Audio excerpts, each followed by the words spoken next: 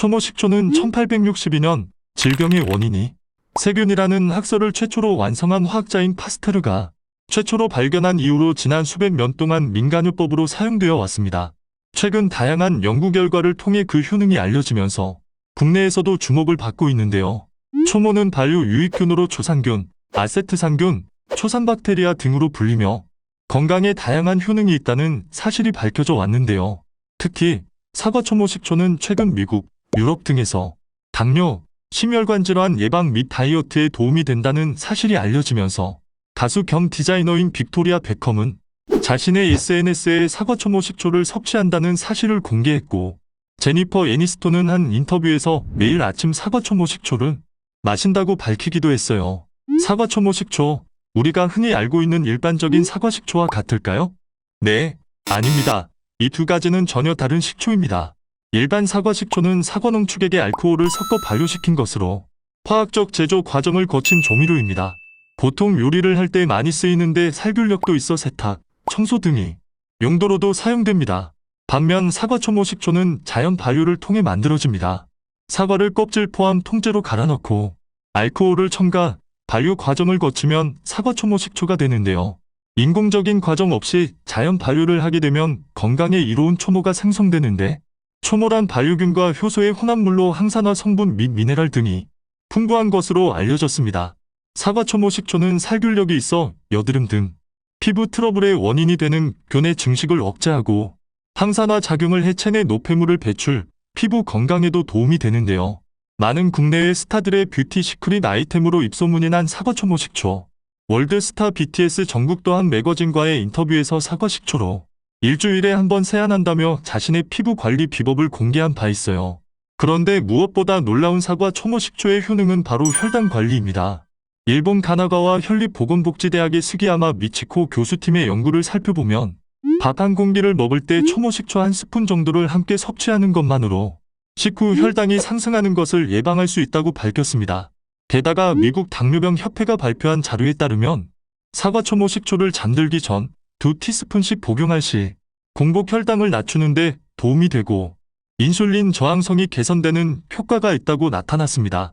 또한 DRG 인벤션 투데이는 높은 인슐린 저항성을 보이는 제2형 당뇨병 환자를 대상으로 한 달간 잠자기 전 한 큰술이 조금 넘는 양의 사과초모 식초를 섭취하게 한 결과 10에서 20% 혈당 수치가 낮아진 것으로 보고됐습니다.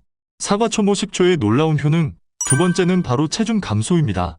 헐리우드 스타들이 다이어트를 위해 사과초모 식초를 섭취한 이유인데요. 사과초모 식초에는 대사작용을 원활히 하는 유기산이 들었는데요. 체지방 분해를 촉진하고 체내 독소를 배출해주는 역할을 해 다이어트에 도움이 될 수 있습니다. 유기산은 탄수화물이 지방으로 바뀌는 것을 막아주는 역할을 해 탄수화물 킬러라고 불리기도 하죠. 뿐만 아니라 초모 식초는 포만감을 높이는 데도 도움을 줍니다. 그러므로 식사를 할 때 사과초모 식초를 함께 섭취하는 것 또한 비만을 예방하는 방법이 될 수 있습니다. 그렇다면 사과초모 식초를 매일 먹으면 어떤 일이 일어날까요? 사과에는 항산화 작용을 하는 폴리페놀이 듬뿍 들어있는데요. 폴리페놀과 같은 항산화 성분은 체내의 활성산소를 제거, 세포가 손상되는 것을 막아주며 각종 성인별을 예방하는 데 도움이 됩니다. 사과초모 식초는 레몬 식초보다 146%, 현미 식초보다 169% 폴리페놀 함량이 높은 것으로 알려져 있습니다. 배우 박정아는 한 뷰티 프로그램에서 디톡스에 좋은 식품으로 사과초모 식초를 소개하기도 했는데요. 자연 발효한 사과초모 식초는 몸에 좋은 유기산, 즉 유익균으로 체내 독소를 배출에 도움이 될 수 있습니다. 사과초모 식초는 보통 한두 티스푼 정도를 식전이나 식후에 물에 희석해서 섭취합니다. 식초에는 효소가 많이 들어있어서 식후에 섭취하면 소화에 도움이 될 수 있고요. 식전에 드시면 앞서 말씀드린 것처럼 포만감을 느끼게 해줘 과도한 식욕을 조절해 줍니다. 희석하지 않고 드시는 경우 치아가 침식될 수 있어요. 그런데 식초는 그 향과 신맛이 강해 민감하신 분들은 섭취를 어려워하실 수도 있어요. 위가 약하신 분들은 속이 쓰리다고 느끼시기도 하고 신맛 때문에 거부감이 드신다는 분들도 있어요. 그런 경우 밥이나 샐러드 등 식단에 사과초모 식초를 섞어 드시는 것도 대안이 될 수 있죠. 그러나 난 음식과 함께 곁들여 섭취하는 것도 싫다.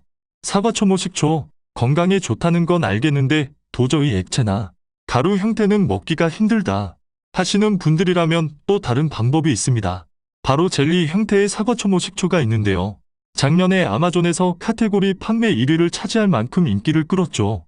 휴대하기 좋아서 섭취가 간편하고 무엇보다 강했던 신맛으로 인해 충분한 양을 매일 섭취하기 어려웠던 단점이 보완돼 사과초모 식초를 섭취하고 싶으셨던 분들께는 새로운 선택지가 되시지 않을까 싶네요. 하지만 건강에 좋다고 해서 과한 양을 한 번에 드시는 건 주의하셔야 해요. 특히 산성이 강한 식초는 그냥 섭취하면 식도가 타는 듯한 열감을 느낄 수 있어요. 잘못하면 식도 화상을 입을 수 있다는 거 잊지 말고 기억해 주세요. 저혈당인 분들도 주의가 필요하세요.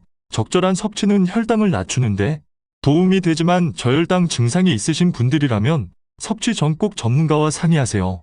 오늘은 혈당 관리부터 혈관 건강, 다이어트 등에 도움되는 건강식품 사과초모 식초에 대해 소개해드렸습니다. 이 영상이 도움되셨다면 구독과 좋아요를 눌러주세요. 이상 장생TV였습니다.